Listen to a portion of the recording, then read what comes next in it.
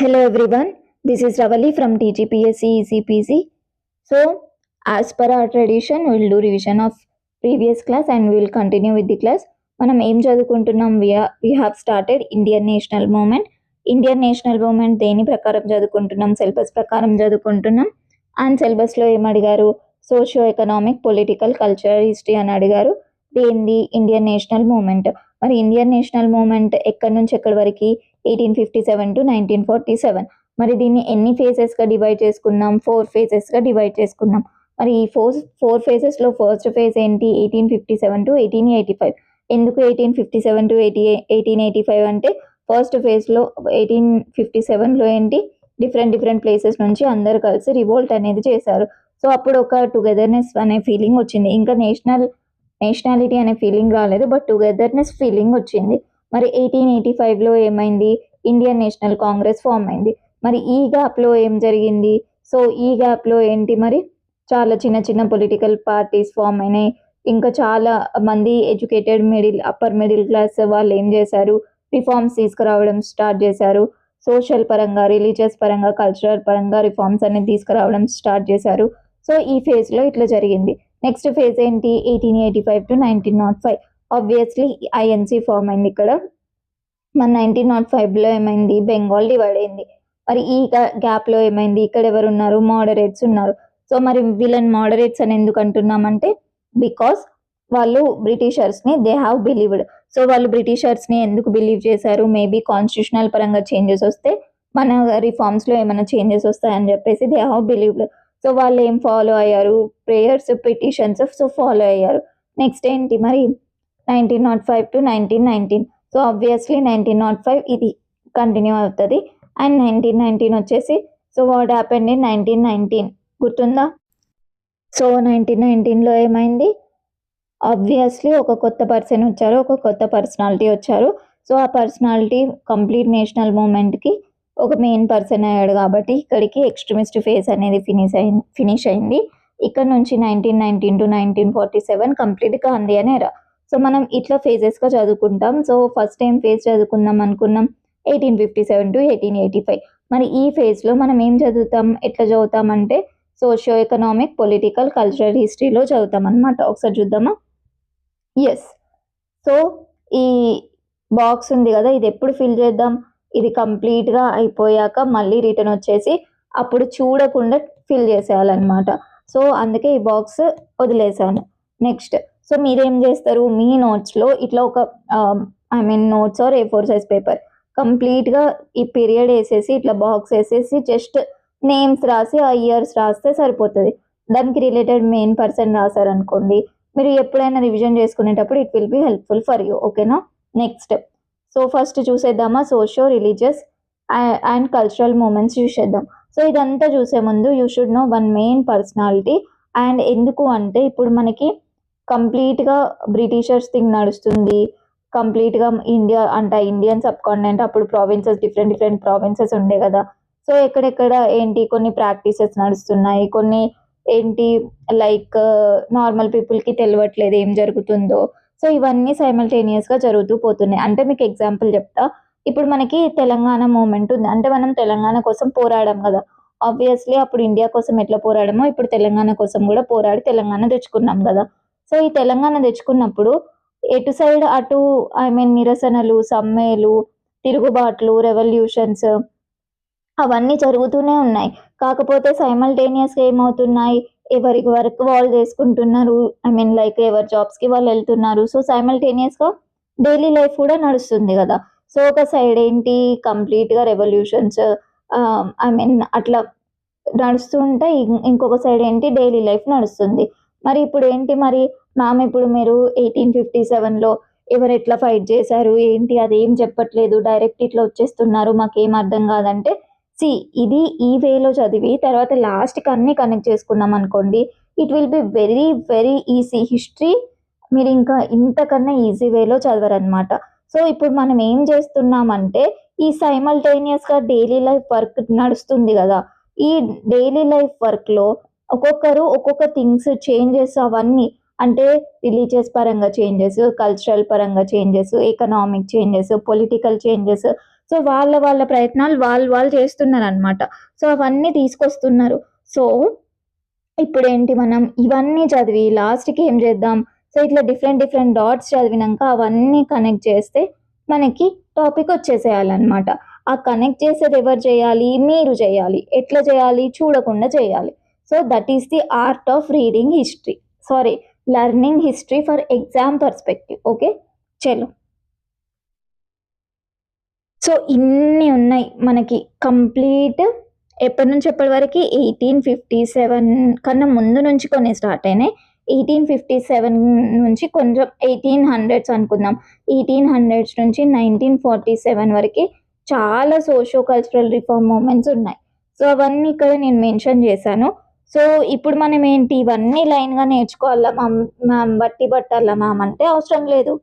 ఎందుకు అవసరం లేదు? ఆల్రెడీ ఒక్కొక్క దాని గురించి నేర్చేసుకుంటాం కదా. సో అప్పుడు మళ్ళీ వెనకకొచ్చి చూసుకుంటే మనకి ఇప్పుడు చూడండి, ఈ క్లాస్లో ఇంకొన్ని చెప్తాను. Excuse me. సో ఇప్పుడు ఈ క్లాస్లో నేను కొన్ని రిఫార్మ్ మూమెంట్స్ చెప్తాను కదా. సో క్లాస్ అయిపోయినాక వెనుకకొచ్చి మనమే మ్యాచింగ్ చేసేసుకోవాలి, ఏ ఇయర్ ఏంటి అని చూడకుండా చెప్పేసేయాలి. సో అట్లా పర్ఫెక్ట్ అవ్వాలి. ఓకేనా? So these are all the things. So మీకు అన్నీ ఒక దగ్గరనే పెట్టేశాను. నెక్స్ట్ అంటే ఏంటి, ఒక్కొక్క ప్లేస్లో ఒక్కొక్క టైప్ ఆఫ్, బెంగాల్లో ఎట్లా అవుతుంది, వెస్ట్ సైడ్ ఇండియాలో ఎట్లా అవుతుంది, నెక్స్ట్ ఏంటి సదరన్ ఇండియాలో ఎలా అవుతుంది, ఆల్ ఓవర్ ఇండియాలో ఎట్లా అవుతున్నాయి రిఫార్మ్ మూమెంట్స్. సో ముస్లిం కమ్యూనిటీలో కూడా రిఫార్మ్స్ వస్తున్నాయి, అవి ఎట్లా వస్తున్నాయి. సో నెక్స్ట్ ఏంటి, పార్సీస్, నెక్స్ట్ 6 కమ్యూనిటీలో కూడా వస్తున్నాయి. మీకు ఒక డౌట్ రావచ్చు, మ్యామ్ ఈస్టర్న్ ఇండియాలో ఏం లేదా అంటే, ఈస్టర్న్ ఇండియా అప్పట్లో కంప్లీట్గా మాక్సిమం ట్రైబల్ ఏరియా కదా. ట్రైబల్ రివాల్ట్లో మనకి ఈస్టర్న్ ఇండియా వస్తుంది అనమాట.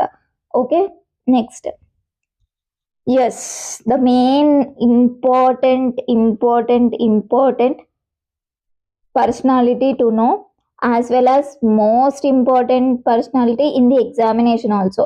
సో ఈ గ్రేట్ పర్సనాలిటీ గురించి మనకి ఎగ్జామినేషన్లో అట్లీస్ట్ 2 మార్క్స్ వస్తాయి. ఎక్కడో ఒక కాడ కంపల్సరీ అడుగుతూనే ఉంటారు ఖచ్చితంగా. సో గన్ షాట్ క్వశ్చన్స్ వస్తాయి. సో ఈ టాపిక్ పర్ఫెక్ట్ అయిపోయినాక will go to next topic. ఓకేనా? మరి మ్యామ్ శ్యామ్ సింగ్రా ఎందుకు పెట్టారు అంటే, మీరు ఇప్పుడు ఏదైనా చదివేటప్పుడు ఒక ఇమాజినేషన్ లెవెల్లో వెళ్తారు కదా. సో ఇప్పుడు ఈ గ్రేట్ పర్సనాలిటీ గురించి చదివేటప్పుడు, సో అతను చేసిన రిఫార్మ్స్, అతను తీసుకొచ్చిన చేంజెస్ మీరు ఎట్లా ఇమాజిన్ చేసుకోండి. ఇమాజిన్ చేసుకుంటే ఇట్ విల్ బి చాలా ఎక్కువ సేపు గుర్తుంటుంది అనమాట. సో ఈ మూవీ రేంజ్లో అతను చేసిన గొప్ప గొప్ప పనులన్నీ ఇమాజిన్ చేసుకుంటూ నేర్చుకుందాం. ఓకేనా? చలో. Raja Ram Mohan Roy. So time period వచ్చేసి 1772 టు 1833. ఓకే. సో మరి ఇతన్ని ఏమంటారు, మెయిన్గా టైటిల్ ఏమొచ్చింది అంటే ఫాదర్ ఆఫ్ ఇండియన్ రెనెసెన్స్ అనమాట. ఎందుకు వచ్చింది, ఫస్ట్ దీని మీనింగ్ ఏంటి, రీబర్త్. మరి మ్యామ్ లైక్ రీబర్త్ ఏంటి, ఎవరన్నా మళ్ళీ పర్సన్ పుట్టారా, సో అట్లా అనిపించవచ్చు కదా.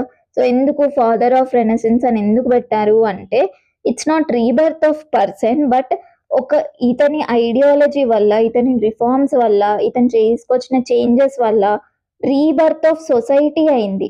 చూడండి ఎంత పెద్ద చేంజెస్ తీసుకొచ్చాడు. So rebirth of society, people థాట్స్లో చేంజెస్ వచ్చాయి, పీపుల్ వే ఆఫ్ లివింగ్లో చేంజెస్ వచ్చాయి. సో కంప్లీట్ సొసైటీనే మార్చేశాడు అనమాట. సో అందుకే ఇతనికి ఏం టైటిల్ వచ్చింది, father of Indian renaissance. So ఇప్పుడు టైటిల్ మర్చిపోతారా? మర్చిపోరు. నెక్స్ట్ ఏంటి మరి, maker of modern India and starting point అనమాట ఇతనే. So social and religious reform మూమెంట్స్కి he is the starting point. అందుకే మనం చూడండి 1857 నుంచి మనకి చదువుకోవాలి, కానీ ముందు నుంచే ఎందుకు చదువుకుంటున్నాం, అసలు ఈ గ్రేట్ పర్సనాలిటీ గురించి చదవండి ఎగ్జామ్లో టాపిక్, లైక్ ఒక ఇంపార్టెంట్ వెయిటేజ్ ఉన్న టాపిక్ మిస్ చేసినట్టే అనమాట. అండ్ ఇంకొక టైటిల్ కూడా ఉంది, ఏంటిది అది, రాజా.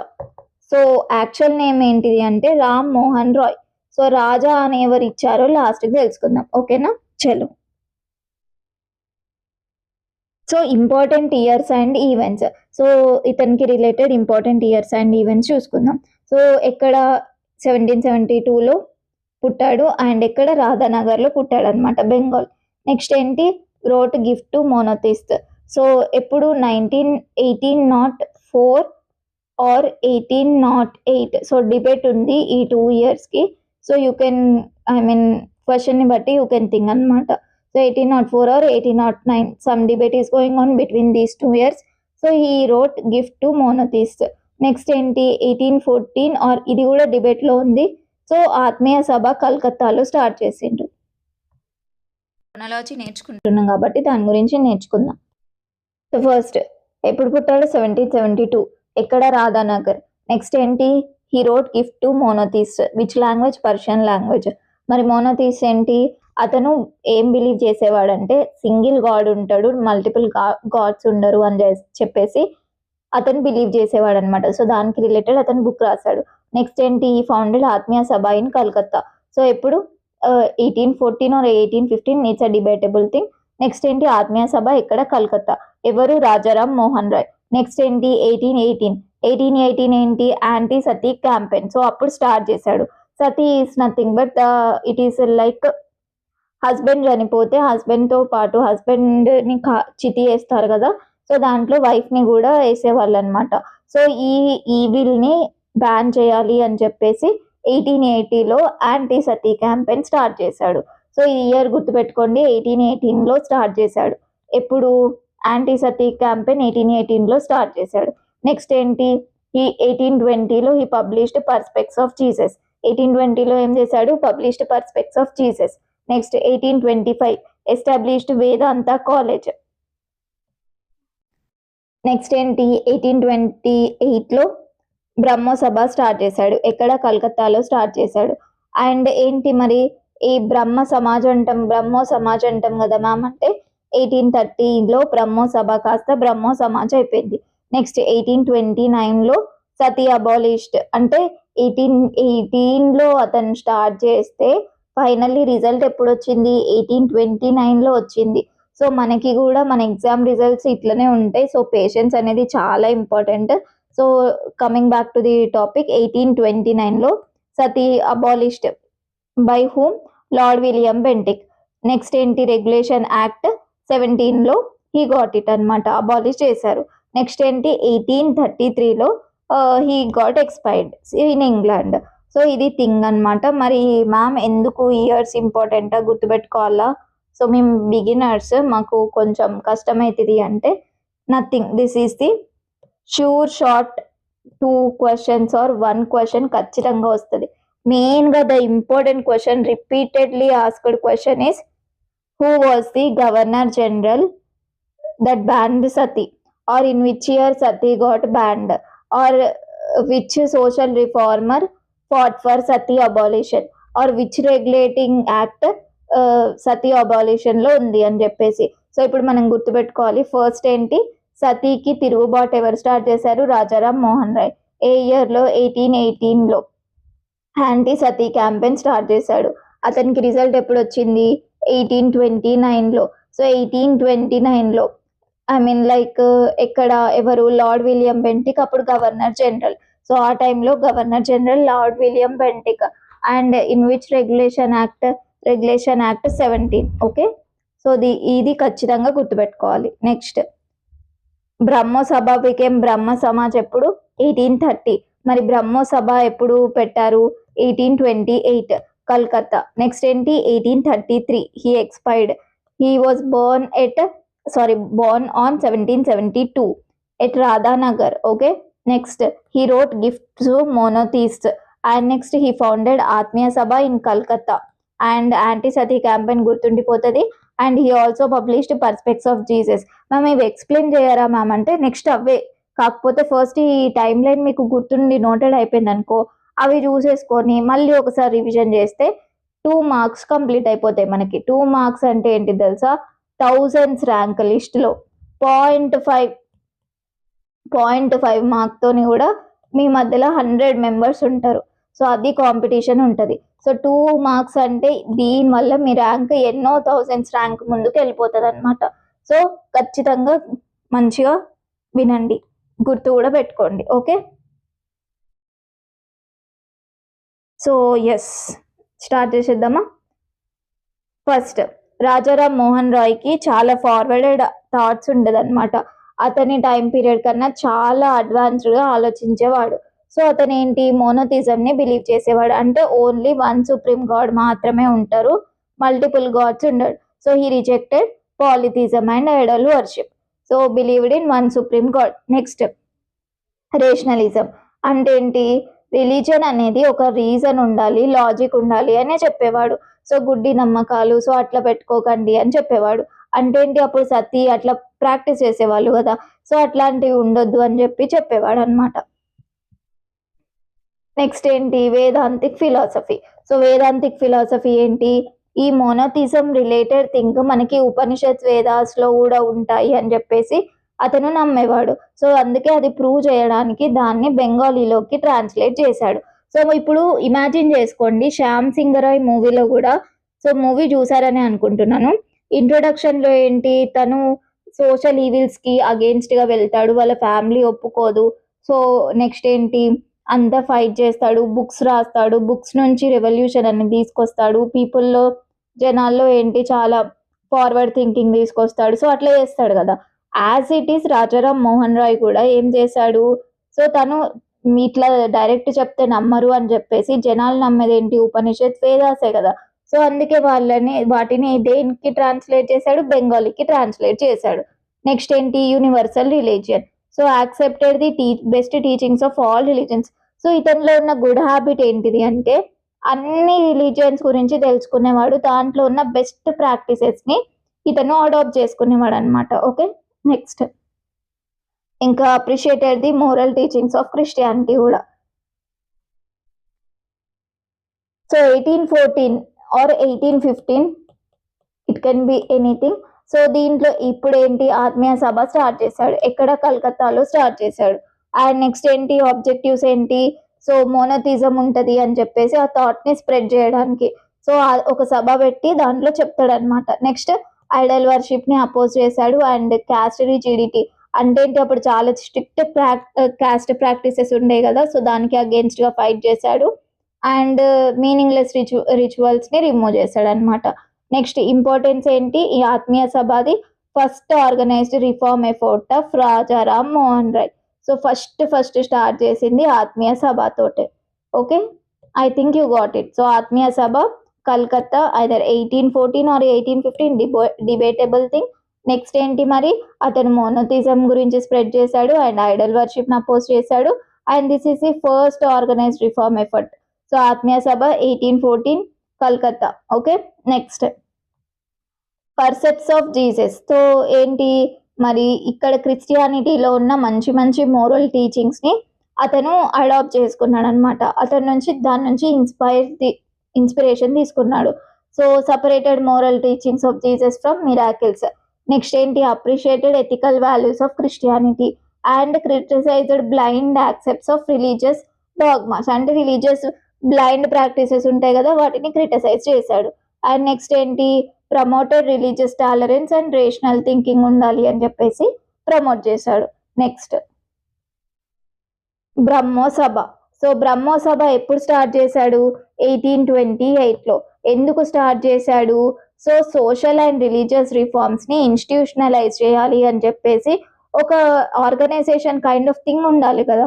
సో అందుకే 1828లో బ్రహ్మోసభ స్టార్ట్ చేశాడు. So to institutionalise social and religious reforms. Next బ్రహ్మ సమాజ్గా ఎప్పుడు చేంజ్ అయింది, 1930లో చేంజ్ అయింది. Sorry 1830. Okay, sorry, I'm extremely sorry.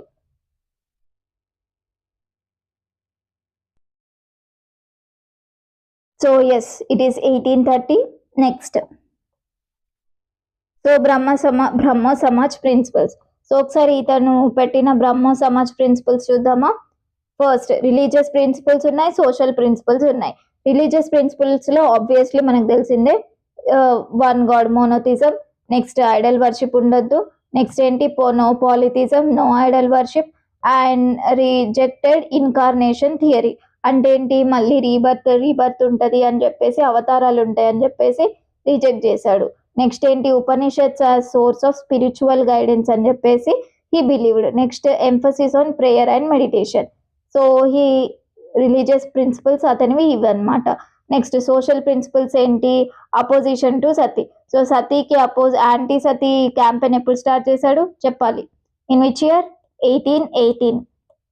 మరి ఎప్పుడు అబాలిష్ అయింది? 1829. సో నియర్లీ ఛాలెంజ్ అనమాట, 11 years ఛాలెంజ్ లాగా. So 1829, Lord William Bentinck. And which regulating act? Regulating act 17. Okay, regulating act 17. Next opposition to caste system, అన్టచబిలిటీకి opposition. అప్పుడున్న social ఈవిల్స్కి అన్ని అపోజిషనే. Opposition to child marriage, promotion of women's right, promotion of widow remarriage, promotion of education. So అన్ని మంచి practices. So these are the religious and social practices of Brahmo Samaj. Brahmo Samaj ఎప్పుడు start చేశారు మరి? 1828. బ్రహ్మో సమాజ్ బ్రహ్మో సభ 1828, బ్రహ్మ సమాజ్ 1830. సో మీకు ఎగ్జామ్లో Brahmo Samaj was established in అని చెప్పేసి ఆప్షన్స్లో 1830 లేకుండా 1828 ఉందనుకోండి, యూ కెన్ టిక్ 1828 అనమాట. Okay, next so social reforms of Rajaram Mohan Roy ఒకసారి చూసేద్దామా. Abolition of sati, I think you are perfect with this. So started campaign in 1818 and methods used what? Used Hindu scriptures against sati. And next ఏంటి? Submitted petitions. So petition submit చేశాడు. సతీకి against గా జనాలకి చెప్పాలంటే Hindu స్క్రిప్చర్సే use చేశాడు అనమాట. Next organised public campaigns. So ఇప్పుడు మనం శ్యామ్ సింగ్ రాయ్లో చూసుకుందాం, ఇమాజిన్ చేసుకోండి. సో అక్కడ ఉన్న ఒక సోషల్ ఈవిల్ని అపోజ్ చేయడానికి తను ఎంత కష్టపడ్డాడు, మనం చదువుకున్నంత ఈజీ కాదు. సో అతను మూవీలో ఎన్ని కష్టపడ్డాడు, ఎంతమంది అపోజ్ చేశారు, సో అవన్నీ అయినాయి కదా. సో రియల్ లైఫ్లో కూడా అంతే. 1818లో స్టార్ట్ చేస్తే so finally he got result in 1829 అనమాట. So governor Lord William Bentinck. So result ఏంటి? Sati declared illegal and punishable. Okay, అంటే ఆ టైం నుంచి ఇంకా ఎవరైనా ఆఫ్టర్ 1829 ఎవరైనా సతీ ప్రాక్టీస్ చేస్తే వాళ్ళని పనిష్ చేస్తారనమాట. సో ఉమెన్స్ రైట్స్ ని టీచ్ చేసిండు అనమాట. ఉమెన్ కి ఎడ్యుకేషన్ మ్యాండేటరీ, విడోకి రైట్స్ ఉండాలి. సో విడోకి చాలా ఘోరంగా చూసేవాళ్ళు కదా, సో అట్లా ఉండొద్దు అని చెప్పేసి. అండ్ ప్రాపర్టీ రైట్స్ ఉండాలి, సో ఇన్హెరిటెన్స్ రైట్స్ ఉండాలి, సో ఉమెన్ కి ఈ రైట్స్ అన్ని ఉండాలి అని చెప్పేసి చెప్పిండు. So opposite polygamy in the sense different wives, అంటే ఒకటే పర్సన్ డిఫరెంట్ వైఫ్స్ ని మ్యారీ చేసుకుంటాడు, డిఫరెంట్ ఉమెన్ ని మ్యారీ చేసుకుంటాడు కదా. So he opposed that. And female oppression, so ఇవన్నీ అపోజ్ చేశాడు. Next contribution to journalism. So ఇంతే కదా మనకి సోషల్ కండిషన్స్ అంటే ఇవే, వీటినే మనం చదువుకోవాలి. సో ఆ హెడ్డింగ్ మీనింగ్ అదే. సో ఇప్పుడు మీకు అర్థమైంది కదా ఆ హెడ్డింగ్ మీనింగ్. సో ఆ హెడ్డింగ్ నుంచి మనం ఇట్లా నేర్చుకోవాలన్నమాట. నెక్స్ట్ లాంగ్వేజ్ యూస్డ్ ఏంటి? అతను అంటే జర్నల్స్ అంటే ఏంటి? ఇప్పుడు జర్నలిజం ఏంటి ఎట్లా అంటే, సో మూవీలో ఏంటి బుక్స్ రాసి ఆ బుక్స్ నుంచి జనాలకి చైతన్యం తీసుకొచ్చిండు కదా. So in the same way ఇతను కూడా న్యూస్ పేపర్స్ పబ్లిష్ చేసేవాడు, మ్యాగజైన్స్ పబ్లిష్ చేసేవాడు. సో అవి ఏ లాంగ్వేజెస్లో? బెంగాలీ, హిందీ, ఇంగ్లీష్, పర్షియన్ లాంగ్వేజెస్లో పబ్లిష్ చేసేవాడు అనమాట. ఎందుకంటే సో రిఫార్మ్స్ని స్ప్రెడ్ చేయడానికి, జనాలు అవి చదివితే సో అందరికీ తెలుస్తుంది అని చెప్పేసి. So he is the starting person of Indian journalism. Okay, next so అతని కొన్ని న్యూస్ పేపర్స్ జర్నల్స్ చూద్దామా. సో ఎగ్జామ్ పర్స్పెక్టివ్ నుంచి ఇవి గుర్తుపెట్టుకోవాలి. So these are the important things. So Sambad Kaumudi, next Brahmanical magazine, so Mirat ul Akbar. These are the things. Bengali language, English and Bengali, Persian language. మరి సంబాద్ కౌముది ఎందుకు? Campaigned against sati and social evils. So ఈ journal ద్వారా లేదా news paper ద్వారా ఏం చేసిండు? సతీకి అగేన్స్ట్ థింగ్స్ రాసేవాడు, జనాలు చదివేవాడు అనమాట. నెక్స్ట్ ఏంటి? Promoted monotheism and defended reformist ideas. Next first Persian journal. So ఏంటి? Miratul Akbar is the first Persian journal founded by an Indian. So ఇండియన్లో first one Rajaram Mohan Roy to publish Persian journal. Okay, next covered political and international affairs. Yes, so political ideas చూద్దామా. Yeah, political ideas are nothing but freedom of press ఉండాలి. ఎవరిని demand చేశాడు? బ్రిటిషర్స్ని. మాకు freedom of press ఉండాలి.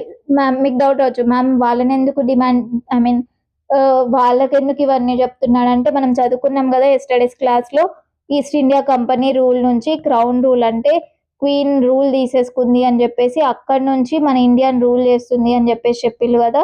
So ఇప్పుడు ఇండియాలో ఏమైనా చేంజెస్ చేయాలంటే ఎవరు చేయాలి? బ్రిటిషర్స్ చేయాలి. సో మన పీపుల్ ఎవరిని అడగాలి? బ్రిటిషర్స్ని అడగాలి. సో ఎవరిని అడుగుతుండు ఇక్కడ? ఎవరిని డిమాండ్ చేస్తుండు? బ్రిటిషర్స్ని. I think you got it. Okay, excuse me. So మరి ఏం డిమాండ్ చేశాడు? Freedom of press, reduction of taxes, reduction of export duties, so judicial equality, మాకు జ్యుడిషియల్గా మాకు కూడా ఈక్వల్ రైట్స్ ఉండాలి, and trial by jury. So ఇవన్నీ, so he demanded all these things. So ఫార్మర్స్ని ప్రొటెక్ట్ చేయాలి, అండ్ మాకు సపరేట్ జ్యుడిషియరీని ఎగ్జిక్యూటివ్ నుంచి సపరేట్ చేయాలి. సో ఇవన్నీ డిమాండ్ చేసిండు అనమాట. Next, international outlook. సో ఇతను ఏం చేశాడు? వరల్డ్ వైడ్గా ఫ్రీడమ్ మూమెంట్స్ని సపోర్ట్ చేశాడు. సో స్పానిష్ అమెరికన్ రివల్యూషన్స్ ఆ టైంలో కాంటెంపరీగా జరుగుతున్నాయి. సో వాటిని కూడా సపోర్ట్ చేశాడు. And international cooperation and brotherhood మీద హీ బిలీవ్డ్. సో కంప్లీట్గా అన్ని మంచి థాట్సే ఉంటుండే అనమాట. ఓకేనా? నెక్స్ట్, సో ఇప్పటిదాకా మనం ఏం చూసాం? జర్నలిజం చూసాం. జర్నలిజంలో ఏ న్యూస్ పేపర్స్ పబ్లిష్ చేశాడో చూసాం. సో అంతకన్నా ముందు ఏం చూసాం? ఒక సమాజ్ ఎస్టాబ్లిష్ చేసిందని చూసాం. సో అవన్నీ ఇప్పుడు ఏంటి? Educational reforms. సో ఎడ్యుకేషనల్ రిఫార్మ్స్లో ఏంటంటే రెండు. ఫస్ట్ ఏమో హిందూ కాలేజ్ 1817. సో ఇతను డైరెక్ట్గా కాదు, వాళ్ళ అక్కడ డేవిడ్ హేర్ నుంచి, సో వాళ్ళ ఫ్రెండ్ అనమాట. సో అతని ఎఫర్ట్స్ని సపోర్ట్ చేశాడు. And also helped spread western education and modern learning in India. So these are the things. Next ఏంటి? Vedanta college 1825. So Vedanta college established in 1825. So ఇక్కడేమో 1817లో డైరెక్ట్ ఎస్టాబ్లిష్ చేయలేదు. He supported his friends efforts, David హేర్వి. So అంటే ఏంటి? అతను ఒక institute పెడదాం అనుకున్నాడు. ఎందుకు? వెస్ట్రన్ ఎడ్యుకేషన్ని స్ప్రెడ్ చేయడానికి, ఇండియాని మోడర్నైజ్ చేయడానికి.